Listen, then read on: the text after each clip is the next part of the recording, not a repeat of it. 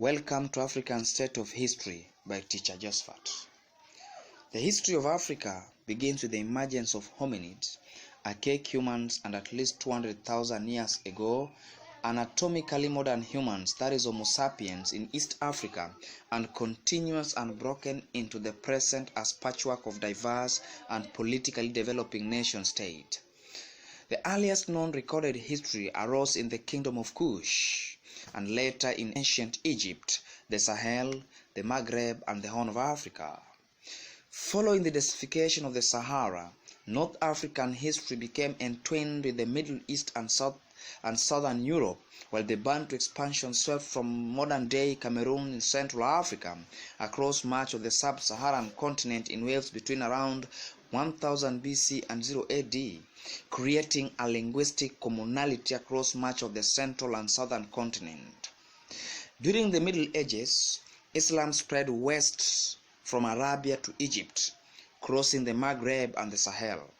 And some notable pre-colonial states and societies in Africa include the Ajuran Empire, Adal Sultanate, Alodia Wasangali, Sultanate, Kingdom of Re, Nok culture, Mali Empire, Songhai Empire, Benin Empire, Oyo Empire, Kingdom of Lunda, that is Punuyaka, Ghana Empire, Ashanti Empire, Mosi Kingdom, Mutapa Empire, Kingdom of Mpungubwe, Kingdom of Sin, Kingdom of Sena, Kingdom of Salaum, Kingdom of Baol, Kingdom of Kayor, Kingdom of Zimbabwe, Kingdom of Congo, Empire of Kabu, Kingdom of Ile-Ife, Ancient Carthage, Numidia Mauritania, and a Sumite Empire.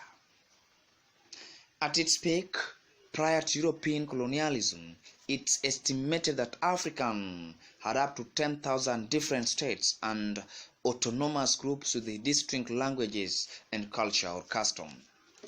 From the mid-7th century, the Africans or the Arab slaves trade saw some Arabs enslaving Africans.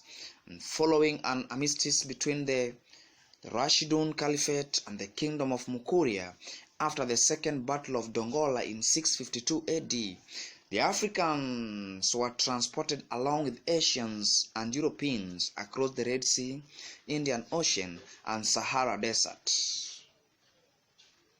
From the late 15th century, a European joined the slave trade, and one could say that the Portuguese, who were inferior by then, led in partnership with other Europeans. That include the triangular trade, with the Portuguese initially acquiring slaves through trade and later by force as part of the Atlantic slave trade. They transported enslaved West, Central, and Southern Africa and overseas. Subsequently, European colonization of Africa developed rapidly from around 10% in 1870 to over 90% in 1914.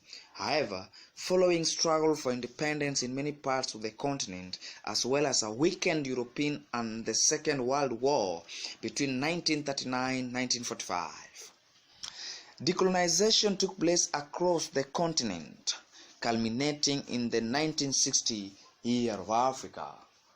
Disciplines such as recorded of oral history, historical linguistics, archaeology, and genetics have been vital in rediscovering the great African civilization of antiquity. I've said that disciplines such as recording of oral history, historical linguistics, archaeological, and genetics have been vital, have been very important in discovering the great African civilization of antiquity. And the civilization of Africa was brought forward by people like Jose Guafa Kwame Nkrumah of Ghana, people like Ben Bell, people like Gamal Abdel Nasser, and some other African leaders like Jomo Kenyatta, Julius Kabarange Nyerere. Those were the African leaders who really agitated for African independence from early ape, from the earliest to the late ape. That is Homo sapien sapien. The next time, part 2, will be about medieval of early modern between 6th century to 18th century. That is what we are going to discuss. Medieval and early modern. That is between 6th century to 18th century. You are most welcome in my channel, and may God bless you abundantly. Thank you.